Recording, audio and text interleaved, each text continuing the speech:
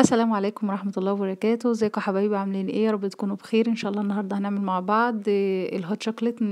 هنعمله بطريقة سهلة جدا جدا جدا، ويعتبر من المشروبات الجميلة جدا اللي بنحبها، سواء في الأجواء الساقعة أو في الأجواء الدافية. من المشروبات الهايلة جدا، بنحب نشربها في الكافيهات وبنشربها بره وبتبقى غالية وكده. احنا هنعملها في البيت بمنتهى السهولة جدا، وما فيهاش أي حاجة خالص، وبنظافة وزي ما انت عايزة. تمام.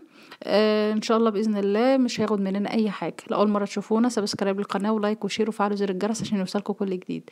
يلا بينا على طريقه التحضير، وان شاء الله باذن الله هنعمل برضو طريقه المسحوق بتاعته.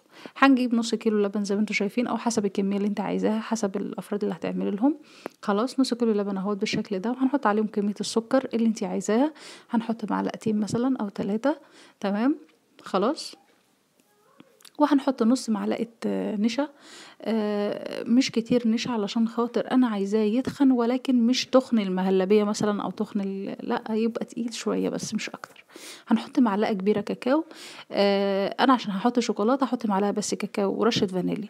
لو هتحطي شوكولاتة، لو مش هتحطي شوكولاتة هنحط معلقتين كاكاو. خلاص، هنخليه تقيل شوية. هنحط كاكاو طبعا يكون من الكاكاو الطعم الحلو قوي، ما يكونش نوع رديء، لا يكون نوع نضيف. خلاص، دي شوكولاته اللي تحبيه حطيه. هنكسرها ونحطها لما نرفعها على النار. احنا طبعا قلبنا كله على البارد. تمام. وهنرفعه كله على النار، والشوكولاته دي النوع اللي تحبيه هنحطه عليها. هنقطعه ونحطه عليها وهي على النار. خلاص كده. تمام. قلبنا كل المكونات اهي على النار وبدات تجانس مع بعضها، ونزلنا بالشوكولاته اهي قطعناها علشان خاطر تدوب بسرعه. طبعا ايدي فيها علشان خاطر لا تتكلكع، ولا هو هيبقى تقيل صحيح، ولكن مش التقل اللي انت متخيلاه، لا هيبقى تقيل. ان هو يعني شويه كده ايه، مش ميه كده، لا هيبقى تقيل شويه بنفس التقل ده كده. خلاص. وبكده الهوت شوكليت بتاعنا خلص، مش في اي حاجة خالص. ولكن احنا التجميل بقى وشغل الكافيهات والكلام ده هنشوفه بقى مع بعض. يعني هنعمل شوية تجميلات كده للي ايه حابب يعني يشوف بره بيتعمل ازاي. ده برطمان حطيت فيه شوية لبن، وهرجهم كده عشان خاطر يعمل لي فوم. خلاص. ده اللي هي الكوباية الناقصة. اما الكوباية التانية هنزل عليها بكريم شانتيه.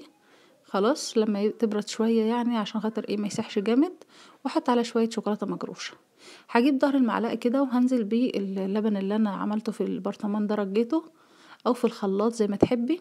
خلاص، بقى عامل وش كده بالشكل ده، فوم كده جميل، ومن غير ما يختلط مع بعضه بقى ده لون وده لون. وحطيت على وشه شويه شوكولاته او صوص شوكولاته زي ما انت عايزه. خلاص. وده بقى شكله زي شغل الكافيهات بالظبط، وفي البيت، ومفيهوش اي حاجه. طعمه بقى مش عايزه اقول لكم تحفه، ملوش حل بجد، طعمه جميل جدا جدا جدا. بالنسبة للي عايزة تعمل مسحوق في البيت، مسحوق الهوت شوكليت يكون عندك في البيت تحت تحضيرك في أي وقت. هتجيبي كوباية كاكاو خام من كل نوع كويس، هتجيبي كوبايتين سكر بودرة أو سكر ناعم يعني على قد ما تقدري. خلاص. وهنجيب كوباية لبن بودرة، بحيث ان انت ممكن برضو متستبدليه باللبن. خلاص. وهنحط حوالي معلقتين نشا، وهنحط يعني حوالي معلقة فانيليا. تمام كده. وهنحطه اقلبهم كلهم ونحطهم في برطمان، ويكون عندي اي وقت انا محتاجاها يكون عندي على التحضير على طول، ما فيهوش اي مشكله. وبكده الهوت شوكليت معانا جاهز في اي وقت، وما فيهوش اي حاجه خالص. رب تكون الحلقه عجبتكم. ان شاء الله انتظرونا في حلقه جديده، والسلام عليكم ورحمه الله وبركاته.